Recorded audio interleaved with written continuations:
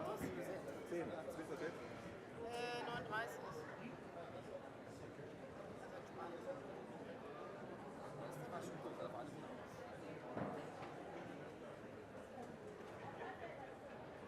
Und die Tower können ja was Neues. Kommt Ja. Windräder. Was? Tower können Windräder sein. Es gibt ja diese Flame Tower da oben. Ja, diese drei Türme. Mit Ja. so LED. Die können ja nachts leuchten. Das habe ich nicht gesehen, ich war nicht nachts Mit da. richtig Pixelmapping drauf und also Schriften und Menschen, die aserbaidschanische Fahnen so schwenken, auf jedem Was? Turm einer und Okay. dann läuft da noch COP29 Aserbaidschan drüber, auch so über alle 3 Türme und das ist schon ganz geil gemacht. Aber halt ein bisschen hartnäckig.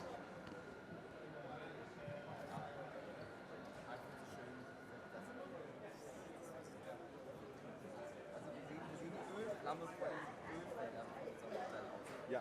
Ja.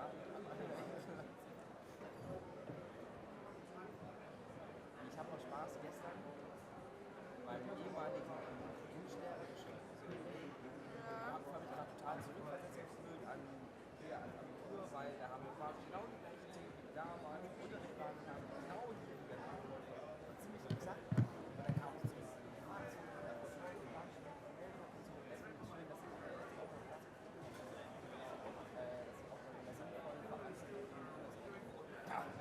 ja, genau.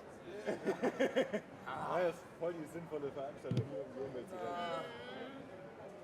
Warum lassen sie einer hinten auch nicht mehr raus? Die Dieselaggregate, die sind ja auch nicht sichtbar. Da ist ja vorher das grüne Banner dran. Das ist ja für die Grünen nachhaltige Es ist auch so wichtig, dass die ganzen Hamburger Gitter, die da unten in der Umfall stehen, dass die alle einen COP29-Banner oder was man danach natürlich jederzeit wiederverwenden kann für die nächste COP29 in Aserbaidschan. They want to add the time after the Ja. date. If I do it from in the Google Drive, it will not change automatically. Ja. Okay, I've so I need a new downloaded one. again Okay. and then Das Zelt ist ja tatsächlich Leute, warum normaler wollt ihr da Zeltplan. jetzt noch eine Uhrzeit drin? Fangt doch einfach an. Guck mal, was wir jetzt drin haben. Wir wollen da jetzt in diesem Slide noch eine Uhrzeit drin haben. PowerPoint? Das ist ein PowerPoint, aber ich mache das nicht. Sie sollen anfangen. Das hätte vor 5 Minuten anfangen sollen. Ach so.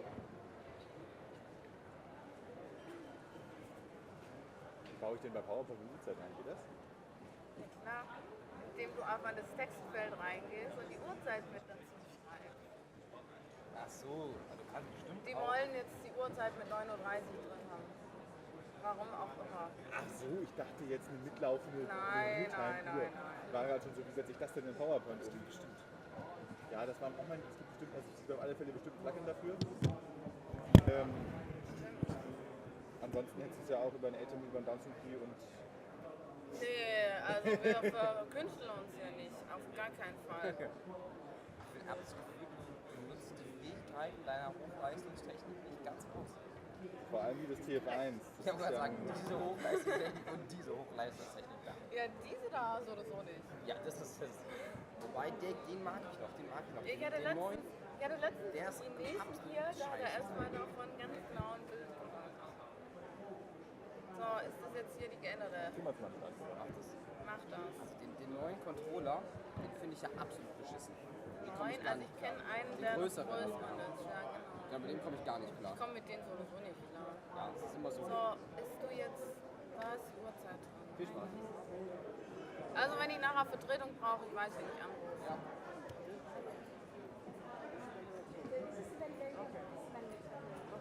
Call it new Yeah, I 18. changed it. Thank you.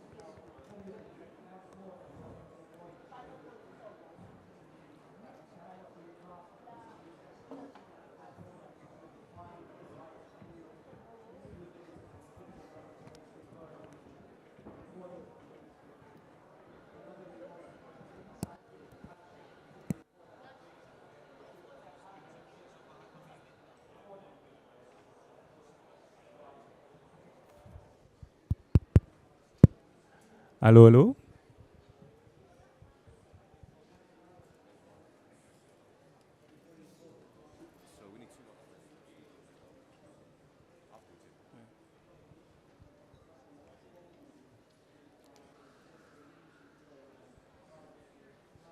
Hello. So this is starting. Can you hear me correctly? Okay.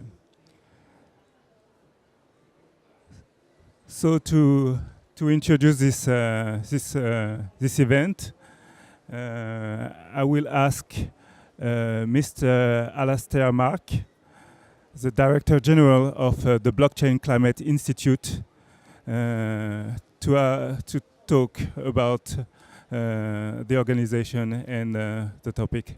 Please, Mr. Mark. Ladies and gentlemen, good morning, and welcome to this pivotal side event at COP29.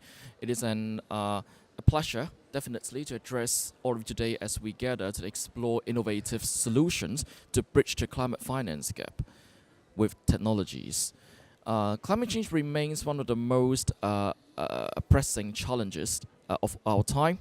Without me saying further, however, we're facing a daunting yearly finance gap of $600 million to reach the target of $1 trillion actually needed annually until 2050. Today, we are here to discuss how emerging digital technologies such as distributed ledger technology or blockchain, artificial intelligence, the Internet of Things, and remote sensing can play a transformative role in addressing the gap. These technologies hold a potential to reduce transaction cost and enhance the efficiency of climate finance, particularly for community-level projects that can have a significant impact. Our session today aims to achieve two core objectives. Number one is to provide neutral and up-to-date information on the intersection of climate policy and emerging digital technologies, enhancing our understanding of key policy and regulatory issues. And secondly, to explore the possible perspective of major donor and recipient governments to develop a viable model for an international climate finance matchmaking platform powered by AI, potentially. This platform, leveraging smart algorithms, machine learning, and blockchain technology, can connect stakeholders such as project developers, investors, advisors, and governments agencies. By doing so, we can ensure that technology, finance, and expertise are directed where they're most needed, minimizing administrative expenses and time lags. I'm delighted to welcome our esteemed panelists who will share their experience on climate-related financial risk assessment and innovative green finance instruments. They will address critical questions on how better data management and AI can improve the allocation and targeting of climate finance, enhance transparency and accountability, and overcome barriers to mobilizing private sector finance.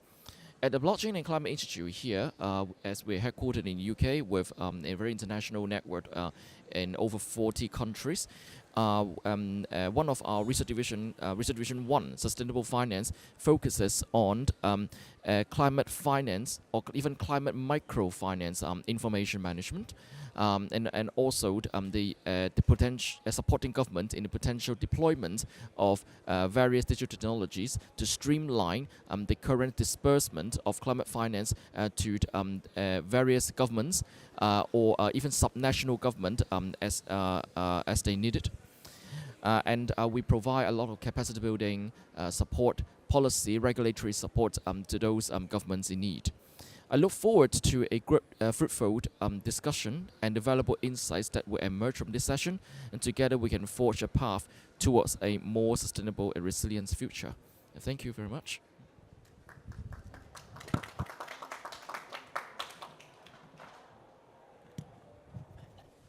Thank you, Mr. Mark.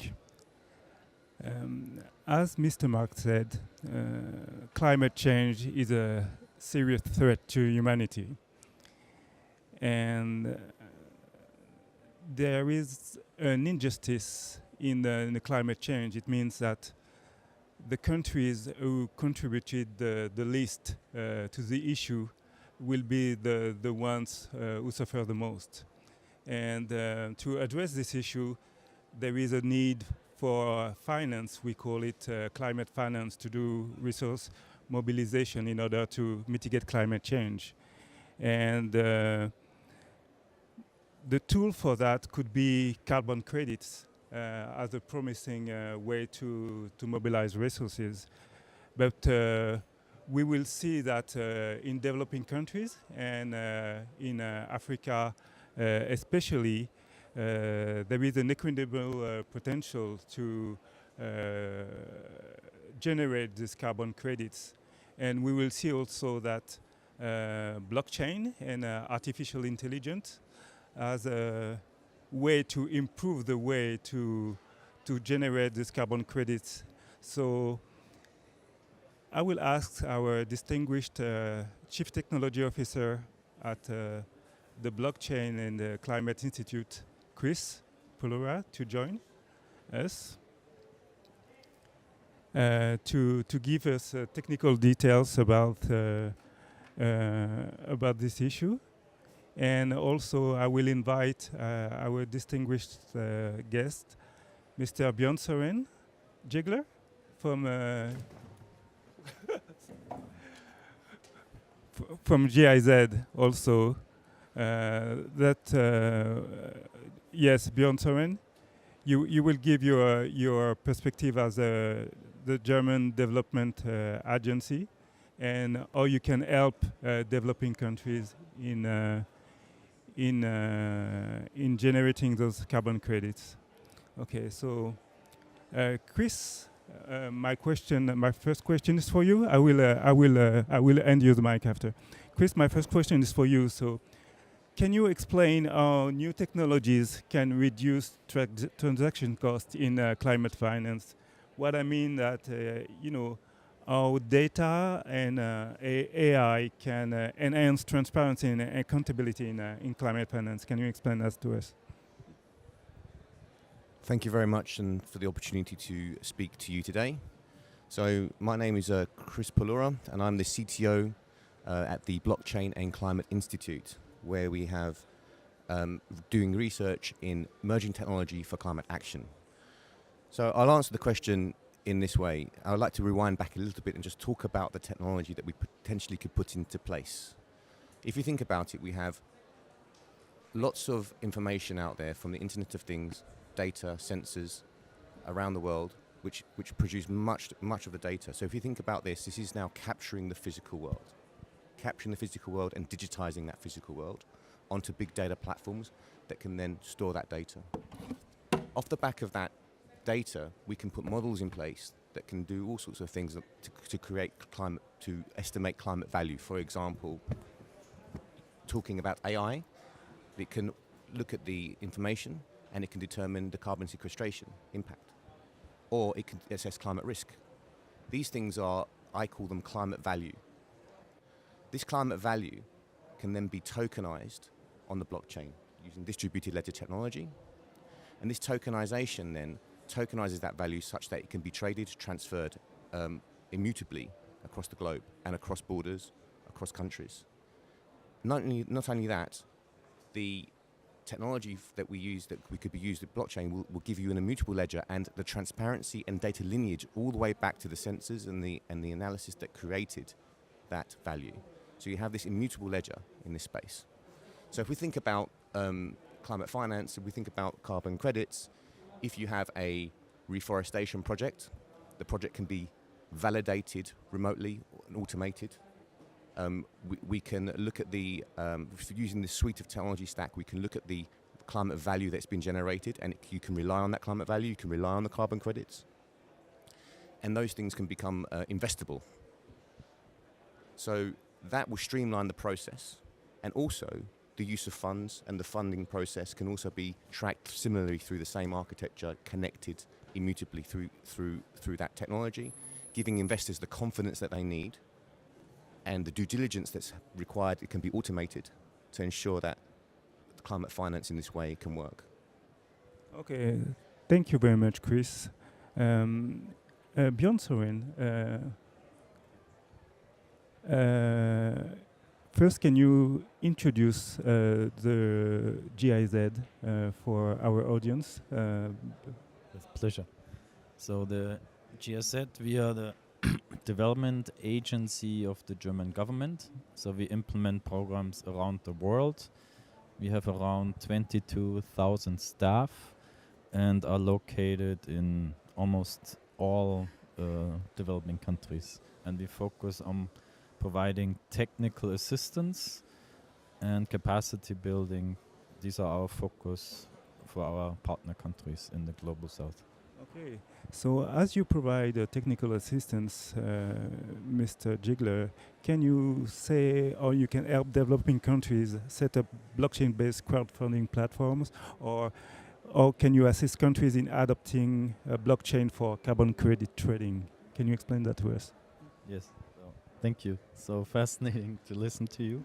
So we also really convinced that blockchain-based systems can in fact really be a game changer, because as you said, the data are not cannot be changed. That is a very with a timestamp on it.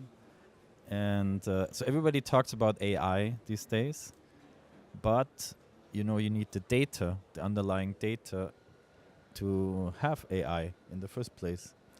And so their blockchain is absolutely critical, and also in terms of storing your data in a very safe, secure manner and in a decentralized manner. So so what we do, so we have a program, it's called the Data Governance in Africa Initiative, Team Europe Initiative, supported by the European Union, Germany, Estonia, Belgium, France and Finland. And we lay almost the groundwork for you almost to come in.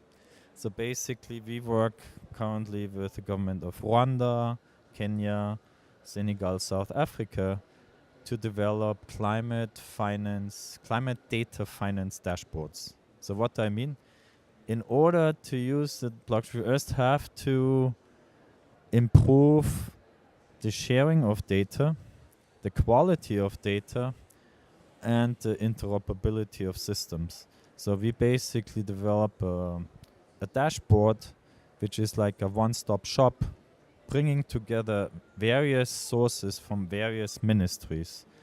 And that is actually a real challenge, because there's a lot of data silos, and also the data frequently are not updated. So that's why we provide assistance and work closely with our partners on improving the data quality and bringing data together for the NDCs. So this is wonderful, Mr. Ziegler. As you may leave early, I will go to the audience to see if there is a question for you. Do you have a question for Mr. Ziegler? Hi, this is Shrey Goyal. I work at Green Spider AI in Paris. I used to work with GIZ until recently, actually, in India. So I was just wondering, I mean, in India, GIZ is not, to my knowledge, doing anything on blockchain and AI, at least not until recently. Or AI maybe now, but in general, what are the plans regarding that? And have you, regarding these programs outside of Africa, because you mentioned a few places, and what are the challenges that you face in developing countries otherwise in terms of working with the government and ministries? Thank you. So our program is actually a global program. So we have approximately 150 staff, and also we have a program in India on AI. It's called Fair Forward, and focus a lot on the use of AI for agriculture, sustainable agriculture. So so one of the challenges you already mentioned, yeah, it's very relevant for the conversation, is not the technology, is the adoption of technology, and the long-term sustainability.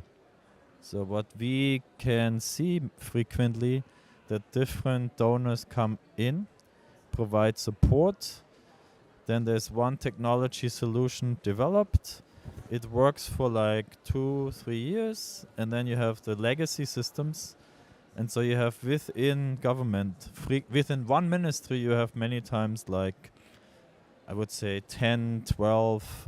In South Africa, we found at least 12 different systems, and they don't talk to each other. Oh, very awful. They're not open source. Yeah, they're not blockchain based. Usually, they are proprietary, and so it's very hard then to work with those legacy systems. That's one challenge. Thank you. Thank you, Mr. Jigler. So, if you have to go, I know that you have a meeting. Yes. So it was wonderful to listen to you. So, Mr. Polura, I have additional questions for you. When we talk about blockchain in developing countries, I know that blockchain is a wonderful opportunity for carbon credits in order to verify them. So can you tell us more about that and about the scalability of this, please? Thank you very much. Yes, I can. So going back to the architecture design pattern that I mentioned before, which is the same Internet of Things, data, modeling around AI, deciding carbon sequestration value, and then tokenization. That's the pattern that's the same for a lot of these things. In the case of carbon credits, we can take an example of a reforestation project, for example. Mm-hmm. And from a reforestation perspective, there are many companies doing this actually already out there, whereby they're using the Internet of Things, satellite imagery, soil sensors, to determine what trees are there, what shrubbery is there, and what the sequestration value is in terms of taking the data in. The AI is implemented to model and actually calculate the carbon sequestered, and they are then minting carbon capture tokens, okay, on the blockchain, which are then sold. Well, they're converted in some cases to certifications. This is the voluntary carbon market side of things, but there's no reason why that same technology cannot be used for carbon credits, assuming we get good regulation coming into place, standards around what those tokens should look like, and the standards around the whole end-to-end flow of the technology. So that's just one example from reforestation. And there are many other examples. Any carbon capture technology or carbon capture project can be flowed through the technology in the same way to do the digital MRV to then tokenize those carbon credits. Very important, if this is going to scale, there's those, whatever happens on the back of that blockchain token or the tokens that are created need to be interoperable across the globe, ideally across all the countries, ideally many different countries having those nodes, so they can be seamlessly traded across the globe, in the full confidence that they are validated and regulated. Because if I am a company that's looking to offset my carbon emissions, I want to buy something that is absolutely validated and has the rubber stamp of a regulatory authority on top of it. And the blockchain can bring those things in and give that transparency. And we can do that at scale. Oh, okay. So thank you, Mr. Polura. But we've seen that GIZ can support ministries in getting this technology in order to provide more carbon credits. But at the Blockchain and Climate Institute, can you help also ministries in adopting this technology? The key thing is to build the right relationships. Okay. And ensure those relationships are then leveraged to get the right networks in place. Because the technology is not a problem. The technology is here today. And the technology is here. The real question is getting the people on the right people to network together, and the right funders and the right group of people to come together to get behind the technology stack and the right regulation to ensure and enable the technology so it can be scaled. This is absolutely crucial, and with that we can get those things in place. Now, with the idea that Director General Mark mentioned before around an international climate finance platform, or in some cases climate microfinance, because that's where the gap is. If something like that can be gotten off the ground at a with many governments behind it, bringing in the private sector as well and in partnerships. This is a good start to implement this technology and scale it globally. Oh, wonderful, Mr. Polora. We are receiving our guest Glenn from Ghana, and I know, Mr., that you have already established carbon credits in your country. Can you talk about your experience? Thank you very much. My apologies for coming in late. Yes, of course, yes. Jospon Group of Companies is a conglomerate group of company in Ghana, operating in 14 sectors, 14 sector of the economy.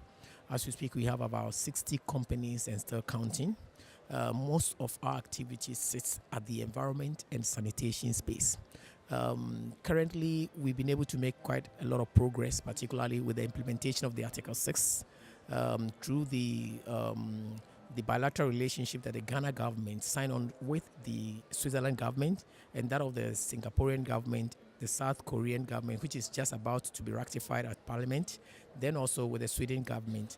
That has made a lot of progress in the area of the driving of the climate issue, and then also ensuring that there is sustainability in businesses, at the same time to ensuring resilient infrastructure are set up to stand all activities that comes as a result of the climate issues. Now, as a group, we've embarked on converting the organic material that are found within our waste streams into compost. So we've been able to successfully do the baseline emission calculation of the waste stream that comes through, and by so doing, we've been able to also determine the project emission, and as a result of that, had been able to know the emission reduction that by that action it is accruing to to our group and then to the country as a whole. Because by so doing, we realize that we are able to mitigate not less than 1.56 million tons of carbon dioxide equivalent within the year 2023 to 2030.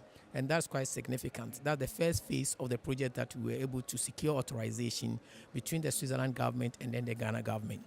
As we speak now, we've also developed the second phase that is also has the potential of mitigating not less than 1.4 million metric tons of carbon dioxide equivalent. As we speak, it is under validation. Hopefully by end of month, this month, we are likely to resolve all issues around the validator queries, and then we'll be ready for authorization. And so there's quite a lot of things that the Jospon Group of Companies is doing in Ghana and beyond. As we speak, there are quite a number of companies that have come to our doorstep seeking such similar activities in their country. To talk about some of them is Zimbabwe, as just opposite us. They've come to our doorstep and they want us to replicate same system in Zimbabwe. Imagine us having such systems mitigating over 1 million metric tons of carbon dioxide equivalent in other countries. In Africa, you could imagine the volume that will be saving the world of the methane emission.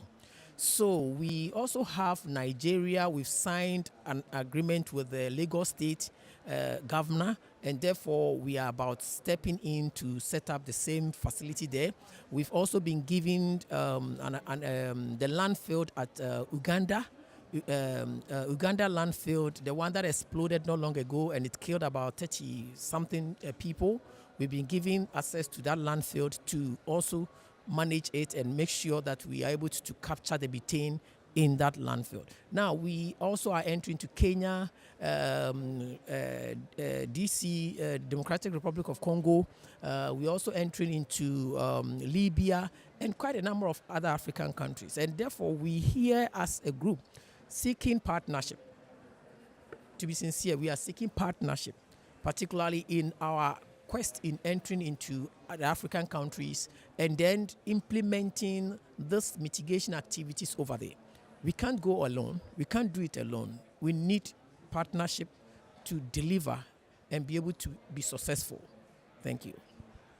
This is wonderful, Mr. Glenn. I see that you are very active in Africa, but don't forget French-speaking Africa. Huh? Okay. Perfect. So in fact, Okay. Ivory Coast, I forgot to mention that. Okay, Ivory good. Coast. Ivory Coast. So, Mr. Pulura, after having heard what the wonderful things Glenn does in Africa, and knowing that he's looking for partnerships, and after your experience, can you give us insights, or you can help, these endeavors with your technical expertise? Thank you very much. Yes. Again, it's the same pattern, right? So the evidencing and the digital MRV of the kinds of implementations that have been discussed are very important in enabling those activities to be verified, so that it can be verified at scale without lots of manual intervention. Because if there's lots of manual intervention, that incurs costs.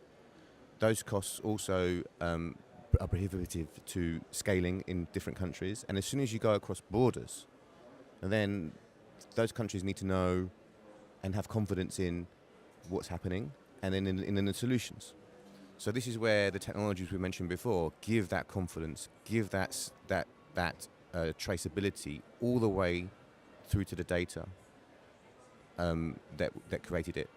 And so therefore, we talked about Internet of Things, which we can put sensors over the process.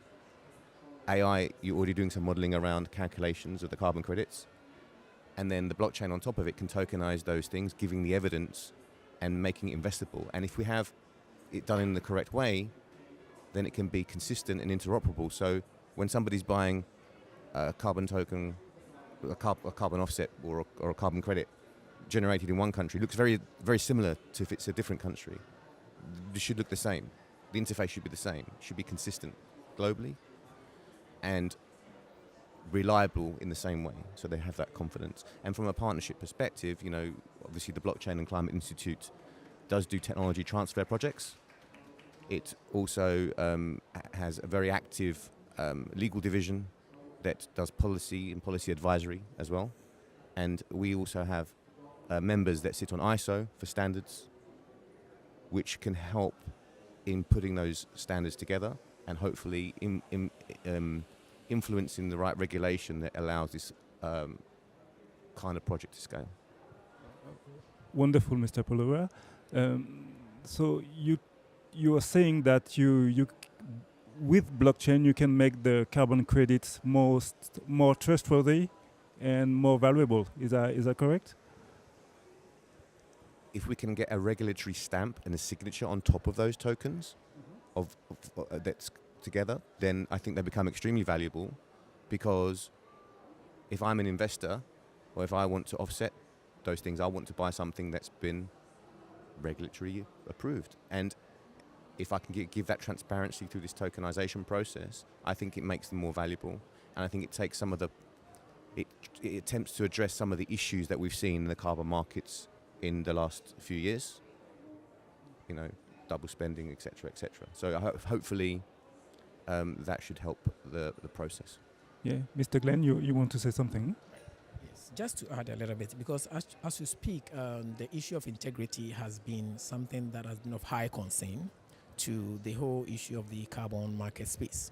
And so being able to have, let me say, transparent database system that all data captured can be traceable is an asset. And therefore, I would want to say that as in our case, we have developed an in-house database system collating all data sets across the various sites. And we are now just about opening it up to the world. So anybody, anywhere can have access to the database. And I think it's something that is commendable, because we are looking at how do we increase transparency in the whole business line. Everything we are doing, the raw data set, like you made mention of, getting the standards, getting the methods into the database system makes it much easier because just at a click of button, you can know whatever is happening at every chain of the whole business line. And it's something that we need to encourage. And we would be willing to see how best you guys can come into our system and help us build a very robust, centralized database system, collating, managing, possibly doing the conversions, and then giving the impact as well. Because the database system shouldn't just give the numbers, but it should also reflect the impact that is having in the communities, whereas the whole those sites or those activities are going on. And that is what I want to add on. Thanks. Very, very good. I know that Glenn talked to me about capacity building and training, but I know, Chris, that at Blockchain and Climate Institute, this is something you can do for ministries and train people and do capacity building on blockchain. Is that correct? So the Blockchain and Climate Institute has a fully active and very, very mature capacity building division. And we have over 160 secretariat members globally across 40 countries. So it's a large endeavor, and we're very good at putting together courses, webinars, sometimes even going on site, depending on the type of project. If it's technology transfer, when it's funded, we will go on site too, to develop the skills of local communities, but also of policymakers as well. So this is something that the Blockchain and Climate Institute, I think, has been traditionally very good at doing. So I think there's a lot of support. I think on the point of the database and the data, just to go back to that point a little bit, so I can add to it. Obviously, the challenges around ensuring we have the right dimensions of data, conform dimensions of data, we're calling one column the same column as something else. All of these things are very important in data management. They become more important when we start going across the borders because there's different names for different columns. One thing I will say, I would make a suggestion around centralized versus decentralized databases. So a centralized database can be good, but it requires a lot of audit, a lot of control to ensure that it cannot be tampered with. So I would suggest data capture happens, these things happen, but then it goes swiftly onto a distributed ledger, which is a decentralized database, with the nodes of those databases owned by the stakeholders of the countries that we're going in. So then they have transparency completely. And no one country or one entity can change the data without the other ones coming to consensus, which is the fundamentals around blockchain and distributed ledger technology. This then gives more trust. If you just have one centralized database, questions then start coming around: who can access, who can update, who can hack it, and it starts to erode the confidence of investors and everyone else. And you have to then really show the audit and the controls, access to production, all of these things. So I recommend a decentralized approach as soon as possible. But yeah, and capacity building is absolutely something that BCI can help with. Okay, yeah, before the Q&A session, Glenn, you wanted to say something about capacity building, eh? Yes, so just to also pick up on the database system, like in our case, what we're doing is, even though it's a centralized database system, but it's not at the bottom, everything being published. It goes through series of, let me say, data cleaning, like consensus, all stakeholders coming to play, agreeing on whatever had been gathered or whatever had been put together before it finally gets to it's being published. And so there are quite a number of controls to ensure all stakeholders are in consensus before it's being released. Now, I fully agree with decentralizing it. We have the decentralized one within the various sites or the various units level. However, the one that is made, which is very public or maybe an official website or official communication point, is centralized.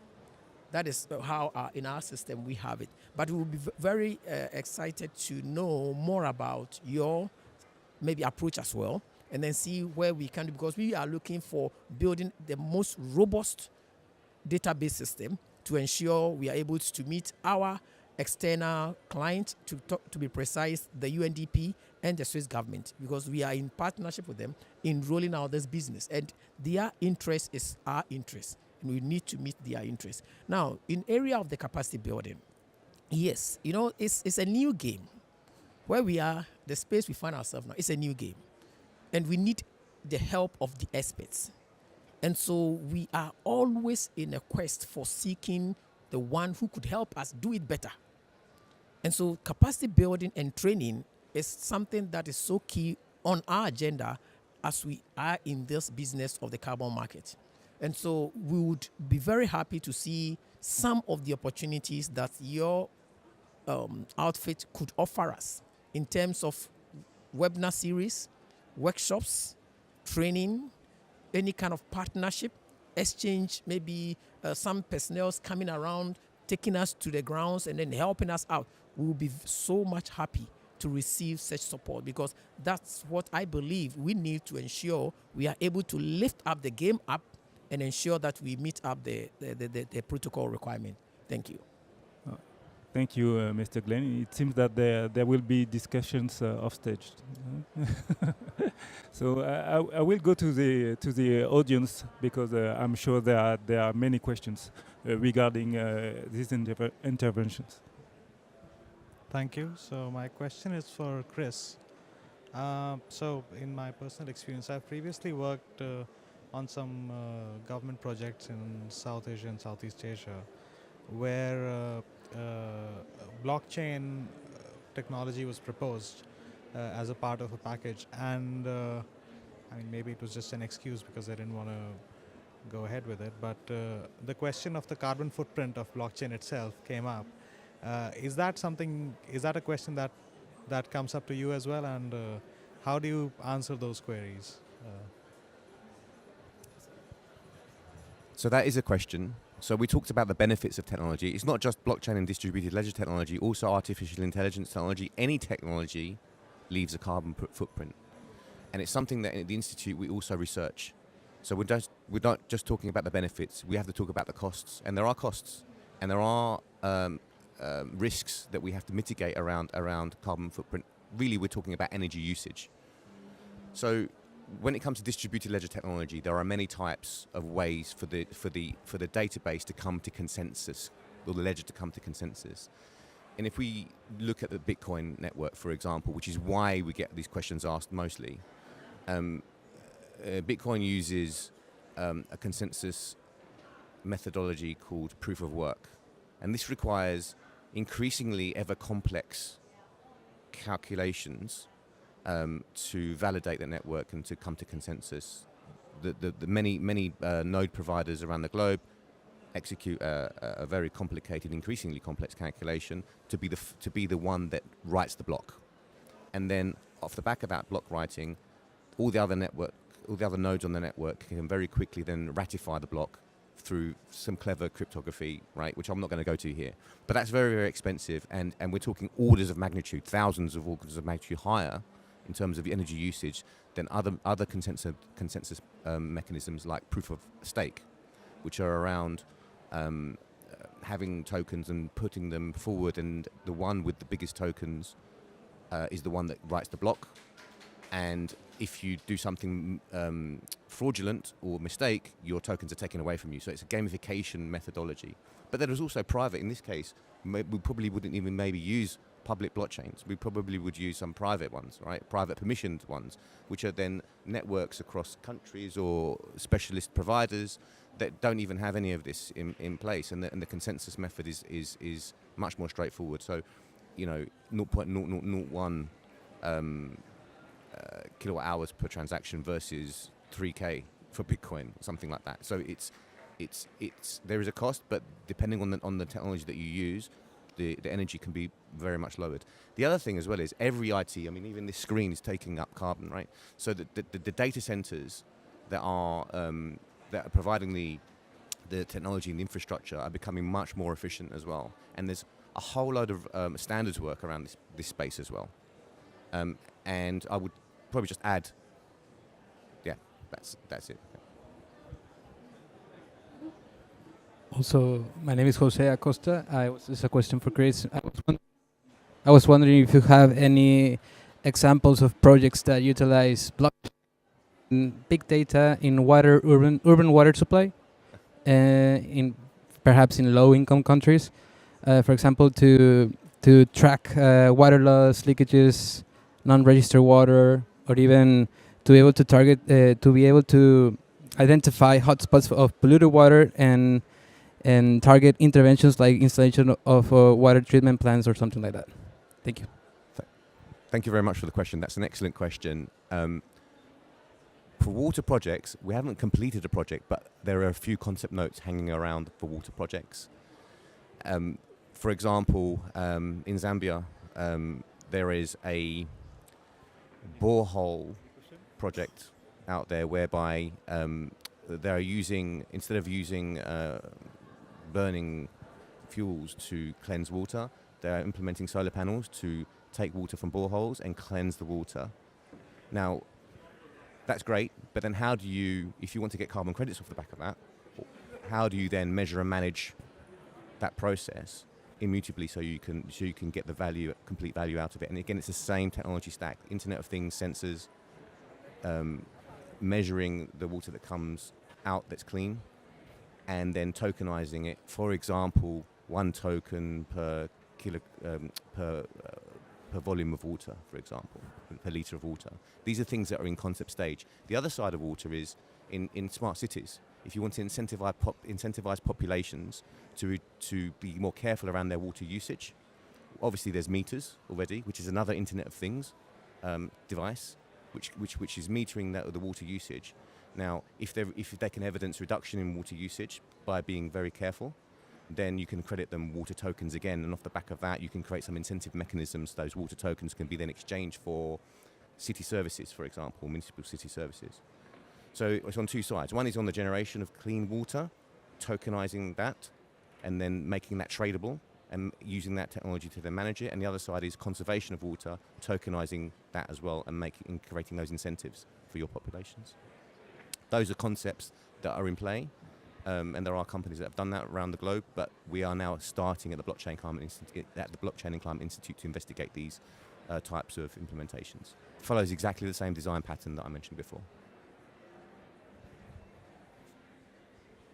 You have a question for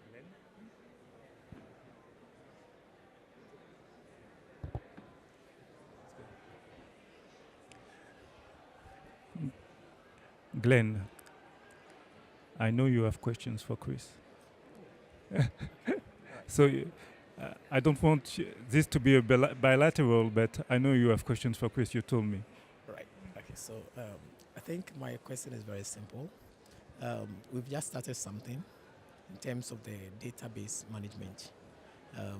However, we are currently also in need of how to increase the robustness of the database system in terms of security, in terms of ensuring that the data is in sync with whatever had been gathered from the grounds. We wanted to find out from you, from your experience, how do you ensure that the blockchain system is in sync with whatever data had been collected on the grounds? Any check and balance system that you have in place in doing that? So the idea behind blockchain is that really what we'd want to do is connect it real time and then rubber stamp it at the point of entry, and then keep the relative traceability information on the chain as well. So then it is automatically verified, and once it's written, it can't be unwritten. This hopefully reduces the need for big reconciliations. Now, you do have to have feedback loops, because if things on the ground change, the communication processes need to reflect those, but we'll probably reflect them as a new ledger entry and a negative of the old ledger entry. So you have like an accounting system, right? So then you have that full transparency. So you would never, I don't think we would delete anything off or update anything. You would always add records, probably. And so you always have the history, I would suggest. But then, we still probably need to evidence audit and controls.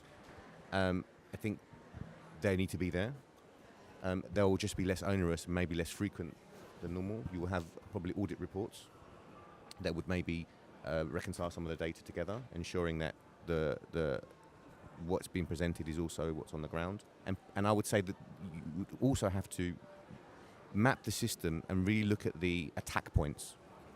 So from a blockchain perspective, that will be the keys of the node producers, right? They have to be very, very strictly secured, and there are technologies around securing those private keys. But then the other attack vectors are on the ground. Somebody hacks the sensor, and the sensors coming in are giving you wrong data. That needs physical inspection on the ground.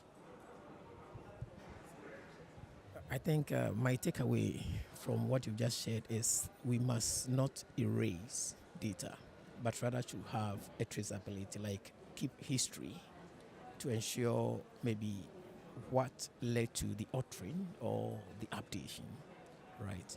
Okay, thank you. Yes. And also, Glenn, before you arrived, we received Mr. Jigler from the GIZ, the German Development Agency. Can you explain also your needs regarding being supported by development agencies in Africa? Thank you very much.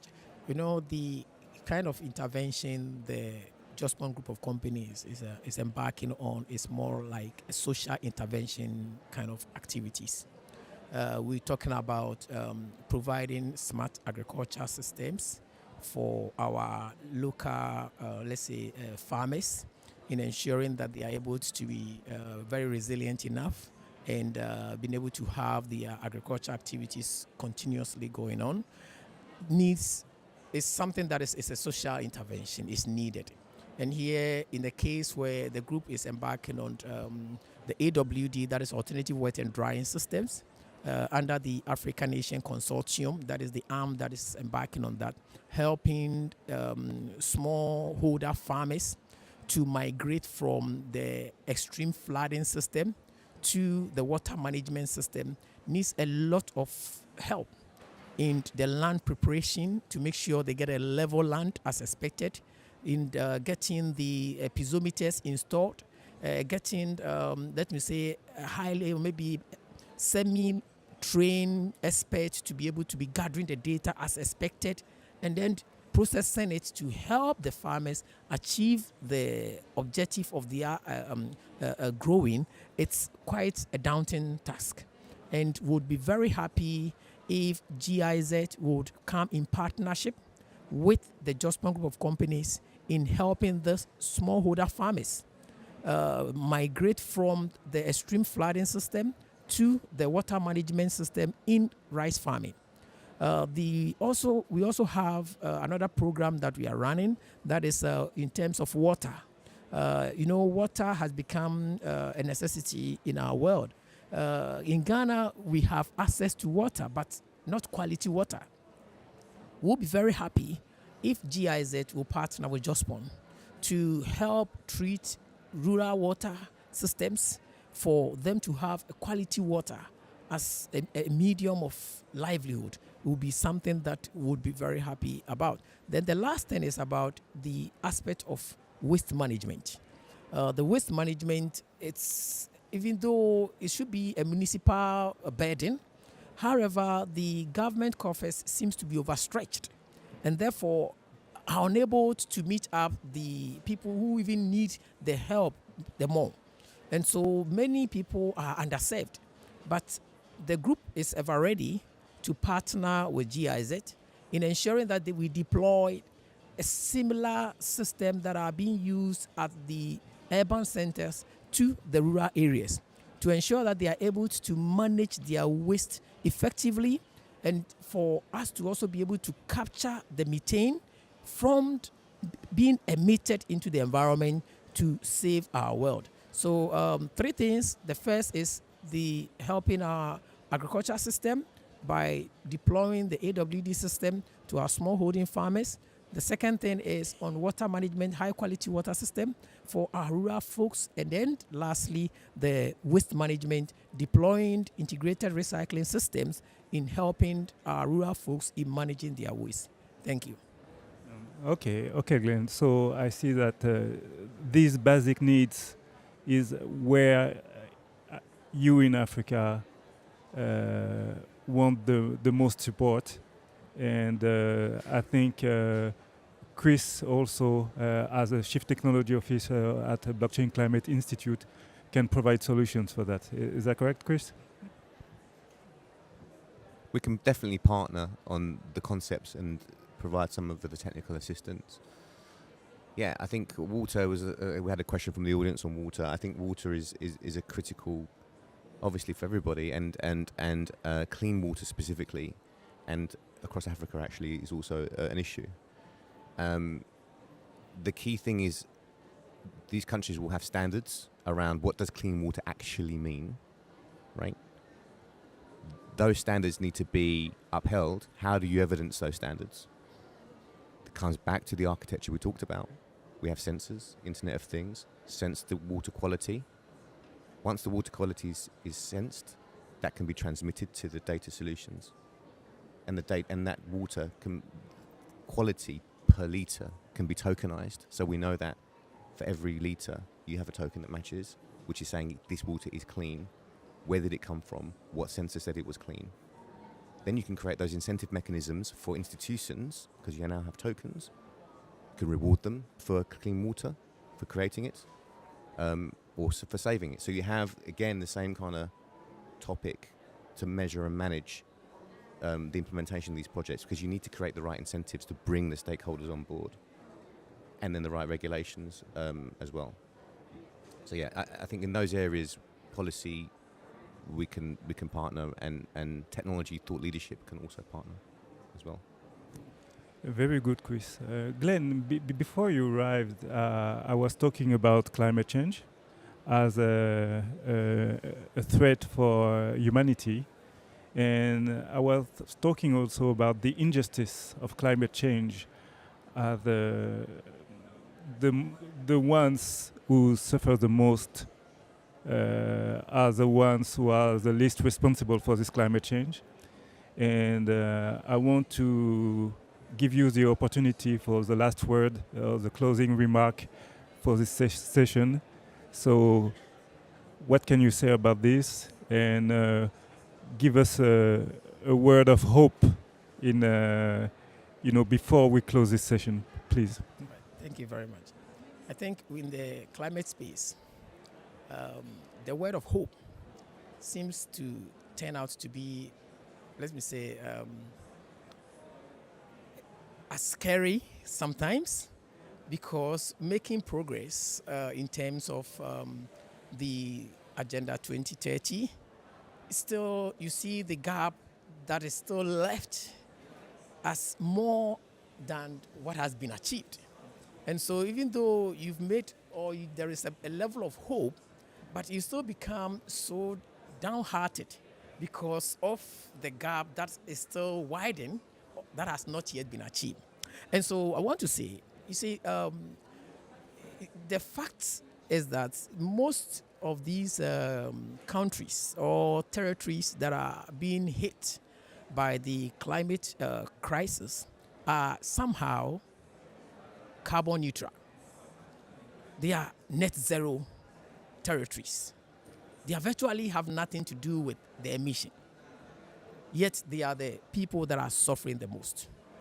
Talking about Africa, if you look at our contribution as a whole continent, it's around 3%. And we are now burdened to adjust our ways, look into our systems, our activities, to ensure that we don't emit. But the question is, so what are the people who emitted? Because the consequences of today are not the actions of today, rather the actions of 50 or many years ago. And so the people who did that, what are they doing now? Are they being responsible enough? Understanding that their actions have led us to this stage, and therefore we are now being active or proactive in helping resolve it. Or they are still maybe thinking they've done nothing, and therefore we all have to think about solving the problem together. Yes, I do believe we all need to solve the problem together, but we must also acknowledge that since some people can be the people who cause that, they should show up and own up in some volume of the responsibility in tackling the situation. Because as you speak, it's not just about collaboration. It's not just about delivering, but it's also about financing. Just recently, in this year, somewhere early August, Rockefeller Foundation released a report concerning the warmest month in the world. The second one was found to be July 2024. The warmest month ever happened in the life of history. The second was July 2024. And the activity that went on during that period, the flooding, the bushfires, even the seawater temperature rising above 30 degrees Celsius, which is very worrying to the fish and the animals within the sea. And so it is something that I think the world needs to sit up and become bothered with it, particularly the people that yesterday I read through on the 16th of this month, that is on during the negotiation. The negotiation stalled because the developing countries were asking for 1.3 trillion annually to mitigate the crisis. And the developed countries said, how? And the negotiation stalled. And up to now, I don't know whether they've come back to the table. And so this is where we are. We are in a situation where we have a crisis. But the people who caused the crisis and we need to stand up for it are now backing off. How do we solve it? And so I hope it's something that we all have to be worried about. Whatever role that each and every one here has to play in it to ensure that we are able to bring down the rising global surface temperature, we need to do. Because that is the fundamental cause of the whole crisis. Thank you. So, thank you, Glenn, and thank you, Chris. So, it's a wonderful participation from our distinguished experts, and thank you for this closing remark, Glenn. And we will hope that a partnership between, willing parties can close the finance gap. Thank you. Thank you. So we will do a participant photo and then a group photo.